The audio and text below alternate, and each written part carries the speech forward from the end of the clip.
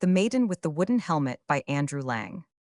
In a little village in the country of Japan, there lived long, long ago a man and his wife. For many years they were happy and prosperous, but bad times came. And at last, nothing was left them but their daughter, who was as beautiful as the morning. The neighbors were very kind and would have done anything they could to help their poor friends. But the old couple felt that since everything had changed, they would rather go elsewhere. So one day, they set off to bury themselves in the country, taking their daughter with them. Now the mother and daughter had plenty to do in keeping the house clean and looking after the garden. But the man would sit for hours together, gazing straight in front of him, and thinking of the riches that once were his each day. He grew more and more wretched till at length he took to his bed and never got up again.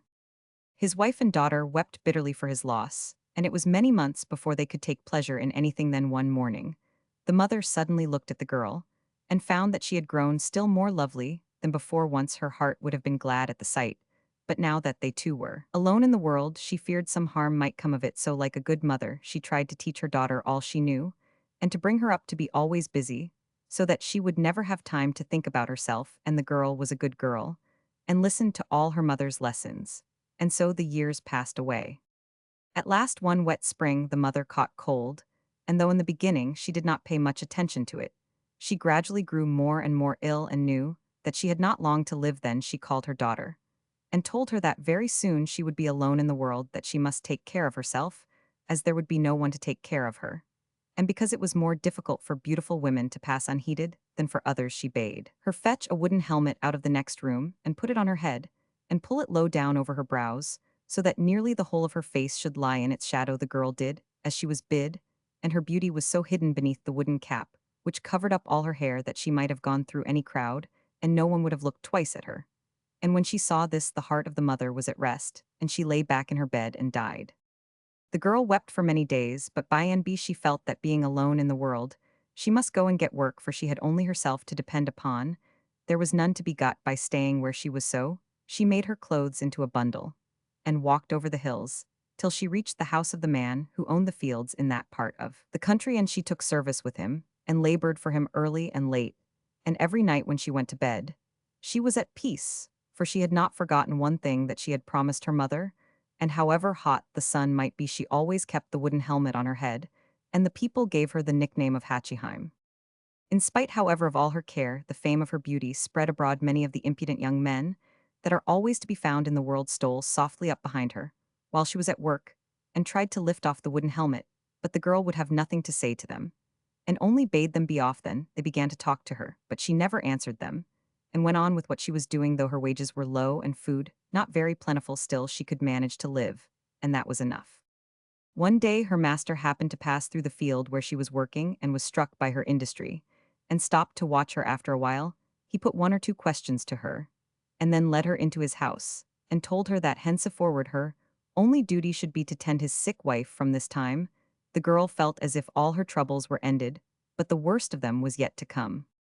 Not very long after Hachiheim had become maid to the sick woman, the eldest son of the house returned home from Kyoto, where he had been studying all sorts of things. He was tired of the splendors of the town and its pleasures, and was glad enough to be back in the green country among the peach blossoms and sweet flowers. Strolling about in the early morning, he caught sight of the girl with the odd wooden helmet on her head, and immediately he went to his mother to ask who she was, and where she came from, and why she wore that strange thing over her face. His mother answered that it was a whim, and nobody could persuade her to lay it aside, whereat the young man laughed, but kept his thoughts to himself.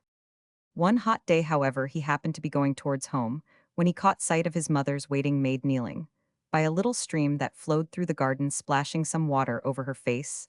The helmet was pushed on one side, and as the youth stood watching from behind a tree, he had a glimpse of the girl's great beauty, and he determined that no one else should be his wife. But when he told his family of his resolve to marry her, they were very angry, and made up all sorts of wicked stories about her. However, they might have spared themselves the trouble, as he knew it was only idle talk.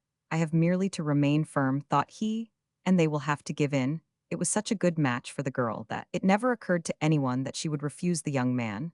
But so it would not be right, she felt, to make a quarrel in the house. And though in secret she wept bitterly for a long while, nothing would make her change her mind. At length one night her mother appeared to her in a dream, and bade her marry the young man so the next time he asked. Hera's he did nearly every day to his surprise, and joy she consented the parents, then saw they had better make the best of a bad business, and set about making the grand preparations suitable to the occasion. Of course, the neighbors said a great many ill-natured things about the wooden helmet, but the bridegroom was too happy to care and only laughed at them. When everything was ready for the feast, and the bride was dressed in the most beautiful embroidered dress to be found in Japan, the maids took hold of the helmet to lift it off her head, so that they might do her hair in the latest fashion. But the helmet would not come, and the harder they pulled the faster. It seemed to be till the poor girl yelled with pain. Hearing her cries, the bridegroom ran in and soothed her, and declared that she should be married in the helmet, as she could not be married without. Then the ceremonies began, and the bridal pair sat together, and the cup of wine was brought them out of which they had to drink. And when they had drunk it all, and the cup was empty, a wonderful thing happened: the helmet suddenly burst with a loud noise, and fell in pieces on the ground. And as they all turned to look, they found the floor covered with precious stones which had fallen out of it. But the guests were less astonished at the brilliancy of the diamonds than at the beauty of the bride, which was beyond anything they had ever seen or heard. Of the night was passed in singing and dancing, and then the bride and bridegroom went to their own house, where they lived till they died, and had many children who were famous throughout Japan for their goodness and beauty. Japanish Marchin